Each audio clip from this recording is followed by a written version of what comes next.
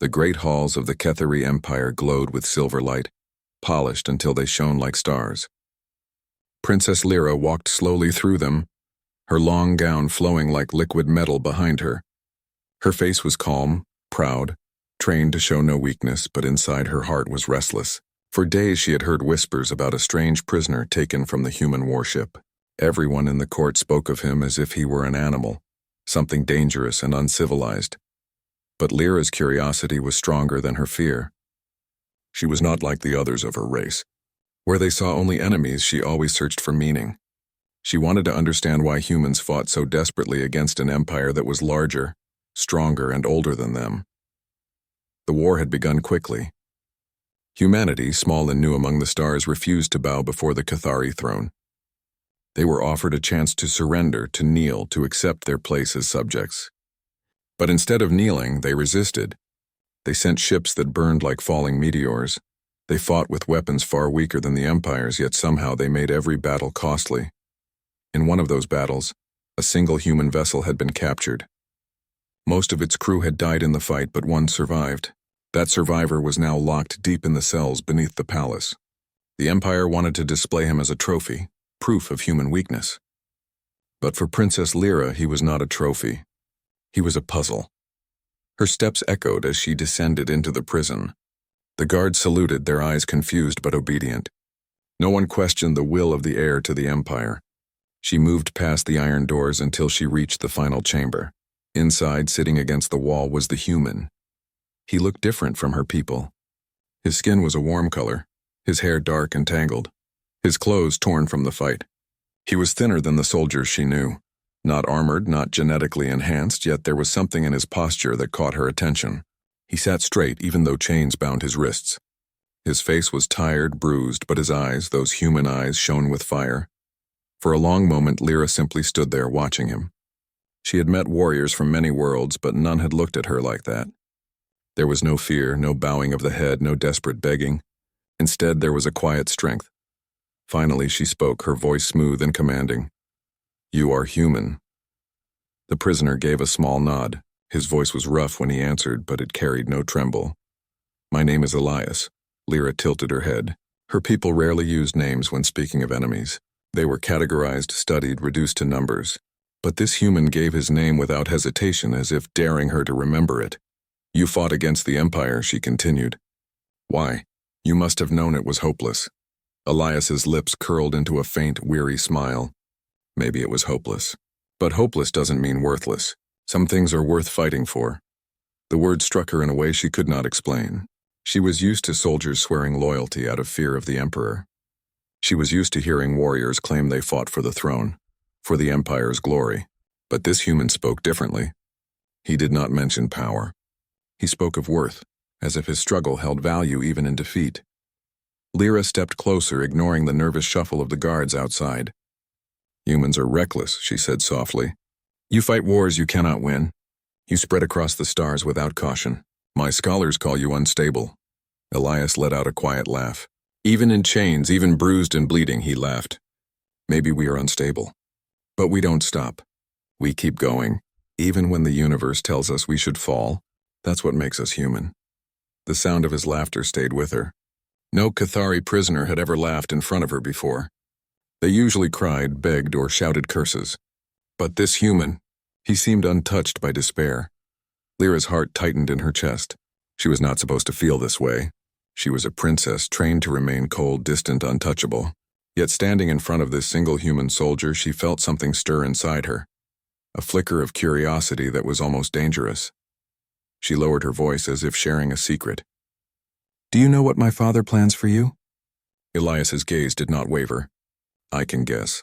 You'll make an example out of me. Show your empire that even human warriors can be broken." Lyra swallowed. He was not wrong. But the certainty with which he spoke unsettled her. He did not plead for mercy, nor did he curse her name. He accepted the truth as if it were only another step in his path. "You are strange," she whispered. "And you are curious," Elias replied, his eyes locking with hers. "That's why you're here, isn't it? You don't just want to see a prisoner. You want to know why we don't bow, why we keep standing." The words made her stiffen. No one dared speak to her like that. No one dared peel away her mask so easily. Yet he was right. That was exactly why she had come. She turned away, her chest rising and falling with unsteady breaths. For the first time in her life, the princess of the empire did not feel like the one in control. Instead, she felt as if she were the one being studied, the one under question. When she left the prison that night, Elias's eyes stayed in her mind. They haunted her dreams. They challenged her beliefs. And they planted a seed deep inside her heart, one that would only grow stronger with time.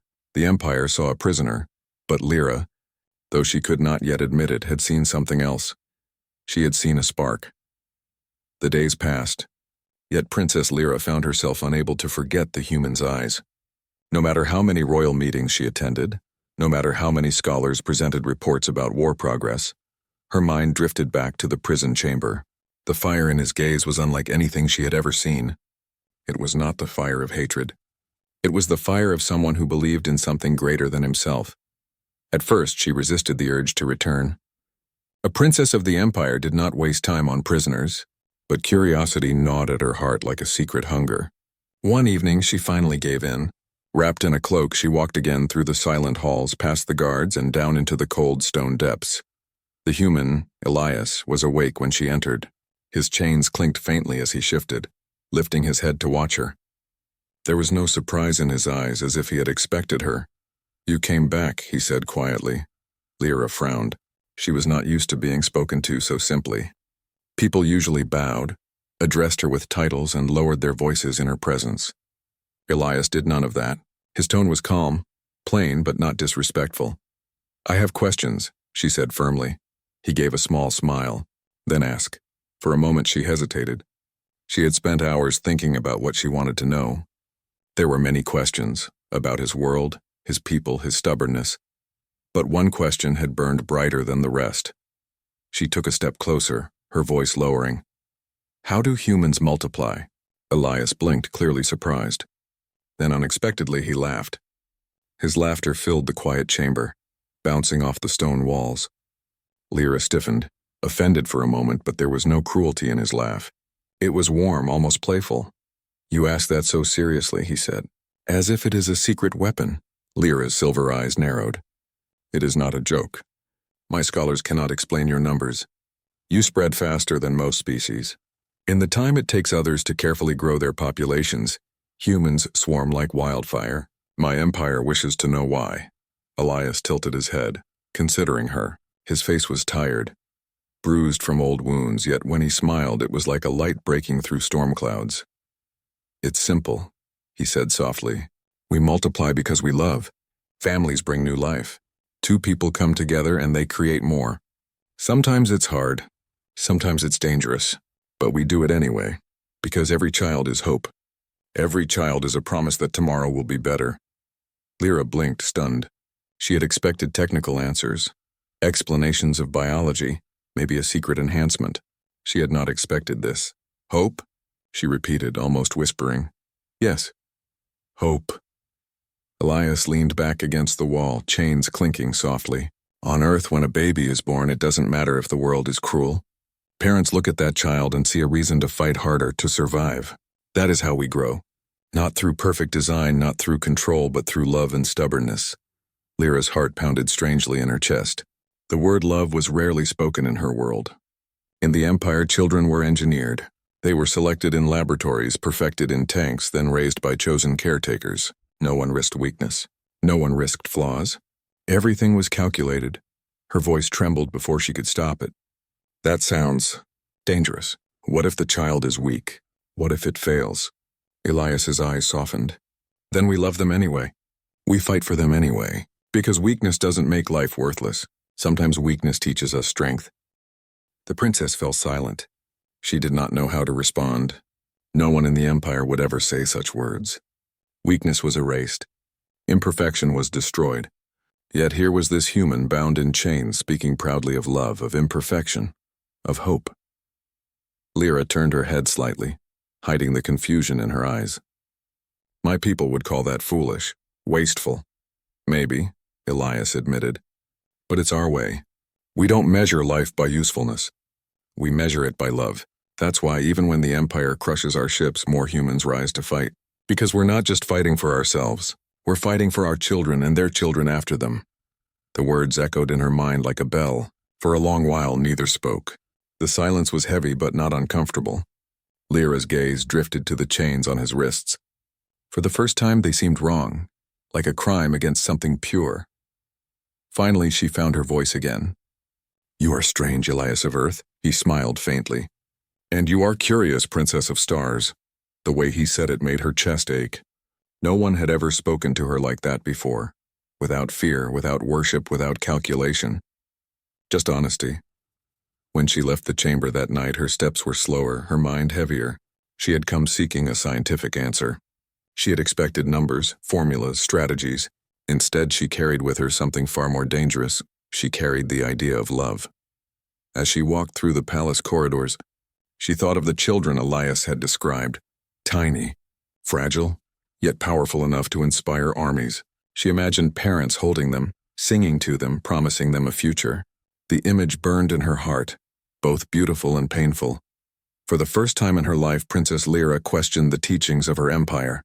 She wondered if maybe, just maybe, there was more to survival than power, more to strength than perfection.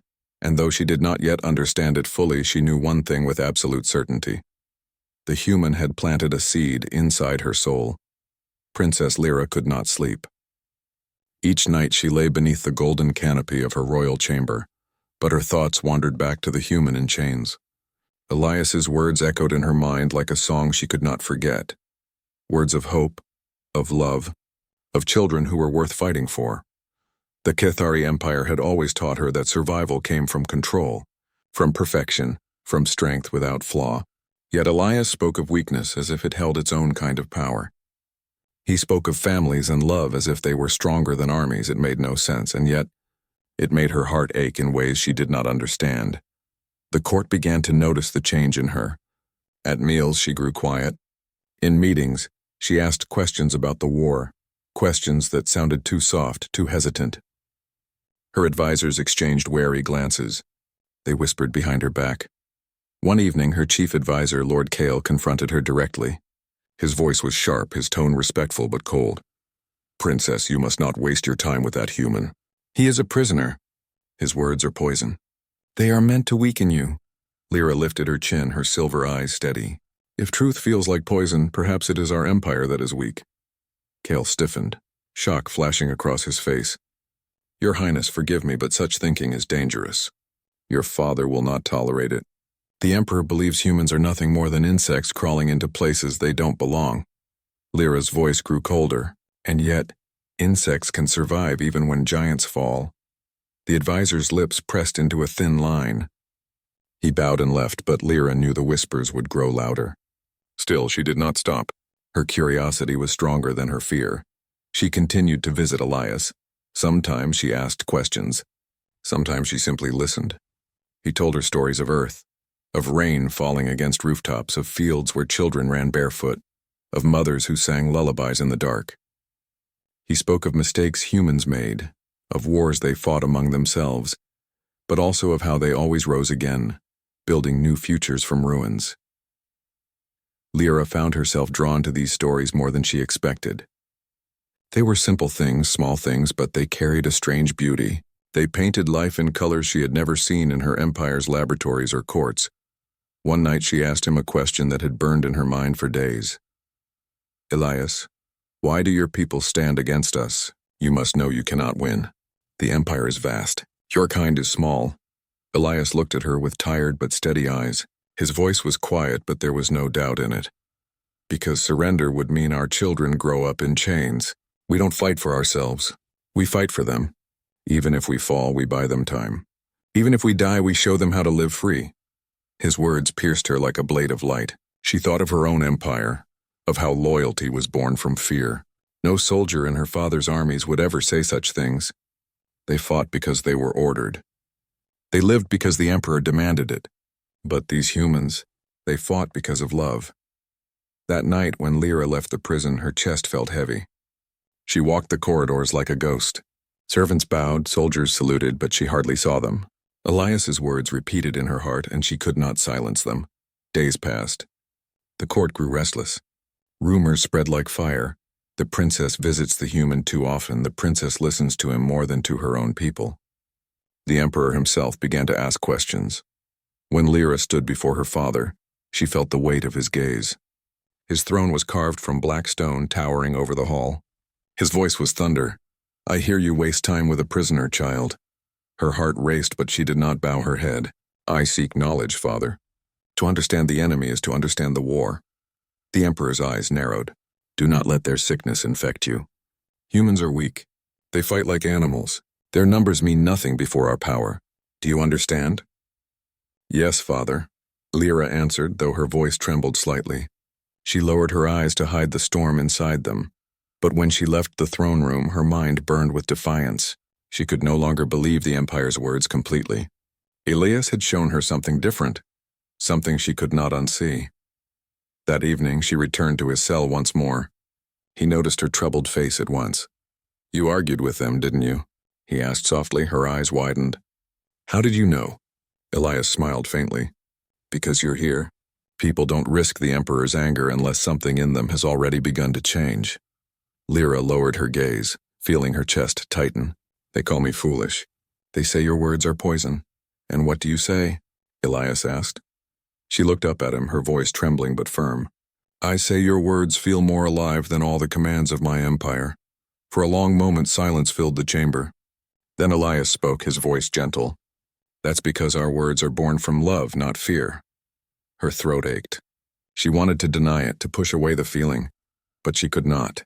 She felt the truth of it deep in her bones. She sat on the cold stone bench across from him, watching his chained hands, his weary face. Something inside her shifted, something fragile but powerful. She realized she did not see an enemy anymore. She did not even see a prisoner. She saw a man carrying the weight of his people's hope. And for the first time in her life, the alien princess felt something dangerous, respect for a human. That night, as she returned to her chamber, she looked up at the stars. They seemed different somehow, less distant. For the first time, she wondered if the Empire was truly as strong as it claimed, or if strength was something else entirely. And in her heart, she felt the faint spark of rebellion, born from curiosity, growing into defiance. The palace was never truly quiet. Its halls hummed with voices, the shuffle of servants, and the heavy steps of soldiers. Yet for Princess Lyra, all those sounds had begun to fade. Her mind lived in another place, the dim cell where a human spoke of love, of hope, of children who gave meaning to life. She told herself it was only curiosity. She was a princess of the Empire, heir to a throne of stars. She was allowed to seek knowledge, and yet in her heart she knew it was more. Something about Elias's words clung to her, warming her even in the cold silence of her chambers. One night, as the stars burned bright beyond the windows, Lyra sat with Elias again. The guards were used to her visits now. They whispered behind her back, but none dared stop her. She sat across from him, her silver gown glowing faintly in the dim torchlight. She studied him for a long time before she spoke. "Elias, why fight a war you cannot win? You said humans fight for their children. But what if all of you die? What then?" Elias's face was tired, but his eyes were steady. He leaned forward slightly, the chains clinking against the stone. "If we die, then at least our children will remember that we fought. They'll remember that freedom is worth something. Even if they bury us, they'll grow stronger from our sacrifice." Lyra frowned, her heart twisting. "But sacrifice means pain. Your children would live with loss, with grief." "Yes," Elias admitted softly, "but they would also live with pride. They would know we loved them enough to give everything. That is what matters." The princess looked away, her throat tight. She had never heard such things from her own people. In her empire, no parent ever chose sacrifice. Children were engineered, created in perfection, and raised by the system. There was no risk, no weakness, no love. Families did not exist as humans knew them. She whispered, almost to herself, "We have no such thing in the Empire." Elias's voice softened. "Then maybe that's why you can't understand us. We live not for empires, not for thrones. We live for each other." Her heart beat faster. The words sank into her soul like fire. She wanted to argue, but she could not. Deep inside, she knew he was right. She thought of her father, the emperor, so cold, so cruel, ruling through fear. Did he ever fight for her? Did he ever fight for anyone except his throne? The thought shook her. When she looked back at Elias, she noticed something different in his expression. He was studying her just as she studied him. His eyes softened as if he saw past her crown, past her robes, past the title that wrapped around her like armor. He saw her, not the princess, not the heir, but simply Lyra. And for the first time in her life, she felt seen. "Why are you looking at me like that?" she asked, her voice uneven. "Because," Elias answered gently, "I think you're not as cold as you pretend to be." Her breath caught. No one had ever dared say such a thing to her. People bowed, people flattered, people feared, but no one ever looked through her mask. She should have been angry. She should have punished him for his boldness. But instead, her chest filled with something warm and unfamiliar. She stood, her hands trembling slightly. "You speak as though you know me." "I don't know you fully," Elias admitted. "But I know enough. You wouldn't be here if your heart was truly loyal to the Empire's lies." His words hit her like a storm. She turned away, her long gown whispering across the stone floor. She wanted to escape, but her feet refused to move. Finally, she whispered, "You are dangerous, human." Elias gave a small smile. "Only because I tell you the truth." That night, Lyra did not return to her chamber immediately. She wandered through the palace gardens instead. The night air cool against her skin. The flowers glowed faintly under the moonlight, but she barely saw them. Her thoughts were full of Elias, his voice, his eyes, his strange human warmth. She pressed a hand against her chest. Her heart was racing, and she did not understand why. All her life she had been trained to feel nothing, to remain steady like the Empire's steel. But now a single human had shaken her calm. In the days that followed, her defiance grew stronger. When her father's generals boasted of crushing human colonies, she asked how many children had died in the process. When her advisors praised obedience, she asked what love meant to them. The court grew restless. Some called her soft. Some whispered that the princess was being corrupted, but Lyra did not care. Because every night, she returned to Elias. Every night she asked him more. He told her about holding a newborn for the first time. He told her about the sound of a baby's laugh, about the warmth of family dinners, about simple joys that empires could never create. His words painted pictures so vivid that Lyra could almost see them, smell the food, hear the laughter, feel the warmth. And with every story, the spark inside her grew brighter. One evening, she asked him, "Do you ever regret being human? Do you ever wish you were born into a stronger race?" Elias shook his head firmly. "Never. Being human isn't about strength. It's about heart, and no empire in the stars can take that from us." Lyra stared at him, her throat tight. In that moment, she realized she no longer saw him as weak. She no longer saw him as a prisoner. She saw him as something the Empire could never break. A flame, small but unyielding. And that flame had already begun to burn inside her. When she returned to her chamber that night, she stood before her mirror. The reflection staring back at her was the same, silver skin, regal gown, eyes of a princess. But inside, she knew she was changing. The Empire had taught her that strength came from control. But Elias had shown her another truth. Strength could also come from love, and now she carried that truth like a secret fire in her heart, one she could never put out. The Empire's palace was a place of rules. Every step was measured, every word was weighed, and every action was watched by 100 eyes. Princess Lyra had grown up within those walls, learning to keep her face calm and her heart hidden. But now, for the first time in her life, she could not control what stirred inside her. It began as curiosity, then it became fascination, and now it was something more, something dangerous. Elias had become the thought that followed her everywhere. When she walked through the golden hall, she remembered his laughter echoing in the stone cell. When she sat at feasts, she thought of his stories of human families sharing food at small wooden tables. When she looked at the stars, she imagined his world, where love gave birth to life instead of laboratories. The court noticed the change. Whispers filled the halls like smoke. Servants bowed lower, afraid to be caught staring at her restless eyes. Soldiers glanced at one another when she passed, sensing the shift in her. Even her father, the emperor, grew suspicious. One night he summoned her to his throne room. The chamber was vast and cold, carved from black stone, glowing faintly with the light of hovering crystals. The emperor sat high above, his crown like a circle of fire, his presence heavy as a storm. "You spend too much time with the prisoner," he said, his voice deep and sharp. "Tell me why." Lyra's heart pounded, but she forced her voice to remain steady. "I seek knowledge, father. If we are to defeat humanity, we must understand them." The emperor's eyes narrowed. "Do not be deceived. Humans are vermin. They fight like cornered beasts, but beasts can always be broken. You must not let their weakness infect you." His words struck her, but not the way he intended. Weakness? Lyra thought of Elias, chained, bruised, yet still speaking with fire in his voice. Was that weakness? Or was it something the Empire could never understand? She lowered her head to hide the storm inside her. "Yes, father." But when she left the throne room, her steps were heavy, her heart trembling with defiance. She knew her father would never understand. He saw only power and control. But she had seen something else, something alive, something strong in a way no empire could ever design. That night she returned to Elias's cell. Her silver gown brushed against the cold floor as she entered.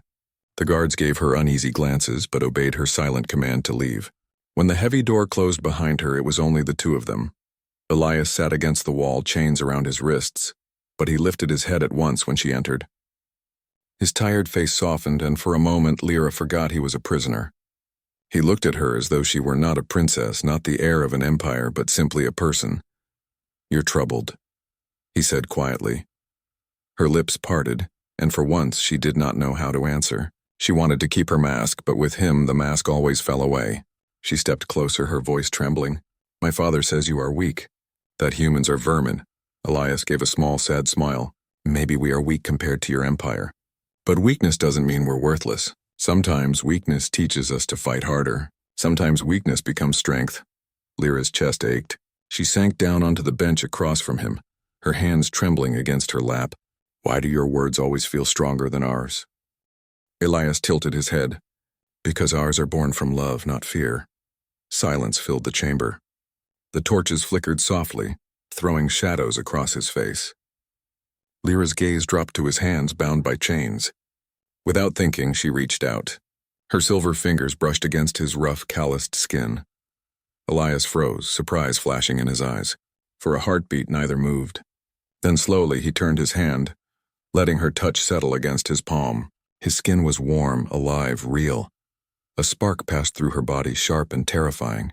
She had touched many in her life, servants, soldiers, advisors. But never had she felt this. Her heart pounded wildly and her throat tightened as if the air itself had grown heavy. "You should not do this," Elias whispered, his voice rough. "I know," she breathed, "but I cannot stop." Their hands remained together for only a moment before she pulled back, fear flooding her veins. What was she doing? She was the princess of the empire. To touch a human like this was forbidden, unthinkable, dangerous. If her father knew, if the court knew. And yet as she looked into Elias's eyes, she realized she did not care. She stood quickly, her breath uneven. "I must go." But before she could turn away, Elias spoke again, his voice steady. "Lyra," she froze. It was the first time he had spoken her name. The way it sounded from his lips, soft, honest, without fear, made her heart ache. "You're not like them," he said quietly. "You're not like your empire." Her throat burned. She wanted to deny it, but she could not. She wanted to tell him he was wrong, but she knew he was right. When she left the cell that night, her hands still tingled with the memory of his touch. Days turned into weeks. Her visits continued, though the whispers in the court grew louder. Advisors began warning her more directly. "The prisoner clouds your judgment," they said. "He must be silenced before he poisons you completely." But Lyra only grew more determined. She could not abandon Elias. She could not abandon the spark he had lit inside her. One evening, as she walked through the palace gardens, she caught her reflection in the silver fountains. Her face was the same, cold, regal, untouchable. But her eyes were different now.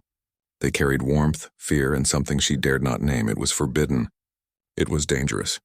It could destroy her, and yet she knew the truth. She was falling for him. The alien princess, heir to the throne of stars, had begun to love a human, and there was no turning back. The days grew heavier inside the empire. The whispers that once lingered in dark corners now reached the throne itself. Advisors pressed their warnings. Soldiers carried rumors like weapons, and the emperor's patience thinned like a blade ready to strike. Princess Lyra felt the tension every moment. Even when she walked through the palace gardens, the flowers seemed less bright, the fountains less soothing. She felt eyes on her everywhere, watching, judging, waiting for her to stumble. The reason was clear. Elias. Her father had noticed the change in her. Her quiet steps, her distracted eyes, her late visits to the dungeons. The emperor, who trusted no one, had begun to doubt his own daughter. That doubt was more dangerous than any enemy fleet. One night, during a council meeting, the emperor's voice thundered across the hall. "This human has lived long enough." The advisors bowed in agreement, their faces cold and eager. Some feared Elias's influence. Others simply wanted to see him broken as proof of their power. The emperor's eyes turned to Lyra. "He will be executed at sunrise. His death will remind the people that humans are not to be admired, only destroyed." The words struck her like a blade. Her breath caught in her throat, her heart twisting painfully inside her chest. She wanted to scream, to beg, to fall to her knees and plead for Elias's life, but she could not. The court was filled with watching eyes, and even a flicker of defiance could cost her everything. So she bowed her head, hiding the fire that raged in her heart. "Yes, father," but inside she was breaking. That night she walked to the dungeons, her steps unsteady. The guards looked uneasy when she ordered them to leave her alone, but none dared to refuse. When the heavy doors closed, she stood face to face with Elias, her body trembling with the weight of what she had to say. He noticed at once. "Something's wrong," he said, his voice low. Lyra's lips parted, but no sound came. Tears stung her eyes. She had never cried before, not when punished, not when lonely, not when burdened with the crushing weight of duty. But now, standing before a chained human, her heart could no longer hold the storm. "They will kill you," she whispered. Elias's expression did not show fear, only a quiet sadness. He lifted his head, the dim torchlight flickering across his face. "I guess this day would come." "No." Lyra's voice broke, sharp with pain. "It cannot." "You cannot die like this." Elias gave a faint smile, though his eyes softened with sorrow. "Lyra, I'm only one man. If my death keeps your empire from fearing humans, then perhaps it will." "Do not say that." She cut him off, her hands clutching the cold bars. "You are not weak, Elias. You are not worthless. You are more alive than anyone I've ever known." And her words faltered. The truth pressed against her lips, but she dared not speak it aloud. Still, Elias seemed to understand. "Lyra," he said softly, "you've given me more than you know. You've listened. You've seen me not as a prisoner, but as a man. That is enough, but it wasn't enough. Not for her." She stepped inside the cell, the scent of damp stone and iron filling her lungs. Slowly, she knelt before him. His chains rattled faintly as he tried to move, but she caught his hand in hers, pressing her silver skin against his warmth. "They cannot take you from me," she whispered. "I will not let them." Elias looked at her, shock in his eyes. "Lyra, if you defy them, you'll be destroyed." Her heart trembled. She knew he was right. If she betrayed the empire, she would lose everything. Her crown, her family, her life. Yet when she looked into his eyes, all of it seemed meaningless compared to the thought of him dying alone. For the first time, she felt truly alive, and she would not let that flame be smothered. "I will find a way," she promised, her voice breaking, "even if it costs me everything." Silence filled the room, heavy and thick. Elias studied her, torn between fear and hope. At last he whispered, "Why? Why risk so much for me?" Her throat tightened, but this time she did not hide. She let the truth fall, raw and trembling. "Because I love you." The words hung in the air, soft yet powerful, like a spark in the darkness. Lyra had never spoken them before. She had never known what they meant until now. But as she said them, she felt the weight lift from her chest. Elias's breath caught. His eyes widened, then softened into something she had never seen before. A quiet, aching tenderness. "Lyra." He whispered her name like a prayer, his voice shaking. "You don't know what that means to me." She leaned closer, resting her forehead against his, her tears slipping onto his skin. "Then let me prove it. I will not let them take you. Not while I live." The moment was fragile like glass, but it burned with truth. When she left the cell that night, her heart was no longer chained. She knew what she had to do. The Empire had demanded her obedience for all her life. But tomorrow at sunrise it would demand the life of the only person who had ever touched her soul, and Lyra had already chosen. She would betray her empire. She would save Elias even if it destroyed her. The night before the execution was long and restless. Princess Lyra stood by her chamber window staring at the endless stars. The Empire called those stars their possession, but tonight they felt like silent witnesses to her struggle. Somewhere among them, Elias's people waited, unaware of the fate of their captured son. Her heart raced as she thought of him chained in the dungeon, waiting for the sunrise that would end his life. Every moment was a hammer strike against her soul. She had sworn to save him. But how? The palace was a fortress. Soldiers stood at every gate, every hall.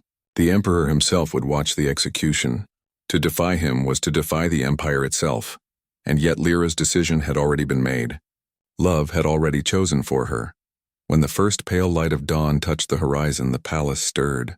Trumpets blared, summoning the court to the execution grounds.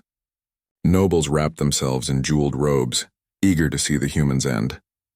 Soldiers marched in cold formation, and in the center of it all, Elias was dragged forward, his wrists bound in heavy chains. Lyra stood beside her father on the high platform. Her silver gown shimmered like fire, but inside her heart was breaking. Elias's eyes searched for hers in the crowd, and when they met, the world seemed to stop. The emperor rose, his voice booming across the gathered court.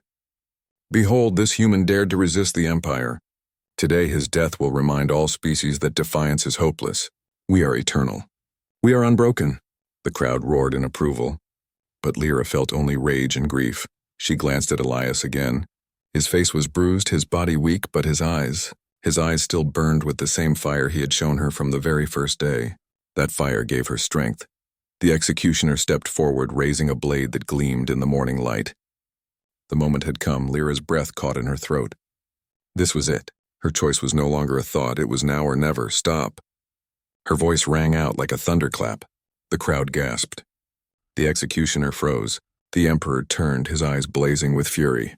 "Lyra!" he growled. "What is this?" She stepped forward, her body trembling but her voice strong. "This man is not weak. He is not vermin. He is proof of something greater than all your armies. He is proof of what we have lost. Love." The court erupted into whispers, shock, and outrage. The emperor's face twisted with rage. "Silence! You disgrace yourself. Step back, daughter."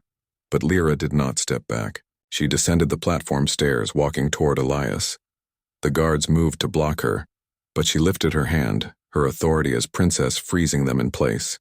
Every step felt like walking through fire, but she did not stop until she stood before him. Elias's chains rattled as he looked at her, disbelief in his eyes. "Lyra, what are you doing?" "Keeping my promise," she whispered. Then, before the entire empire, she took the blade from the executioner's hands. But instead of striking Elias, she swung downward, cutting through his chains. The iron shattered, and the crowd gasped in shock. Elias staggered forward, free for the first time in months. Lyra caught his hand, holding it tightly. Her silver fingers clasped his rough skin, a symbol stronger than any crown. The emperor rose to his feet, his voice shaking the earth. "Traitor! You dare defy me?" Lyra turned to face him, her chin high, her voice filled with fire.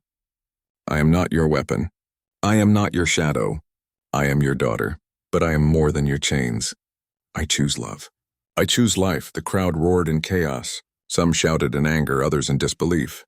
The soldiers hesitated, torn between loyalty to their emperor and awe at their princess's defiance. The emperor's hand lifted, ready to strike her down with his power. But in that moment, Elias stepped forward, placing himself between Lyra and the throne. His body was weak, his strength nearly gone, but his voice rang clear.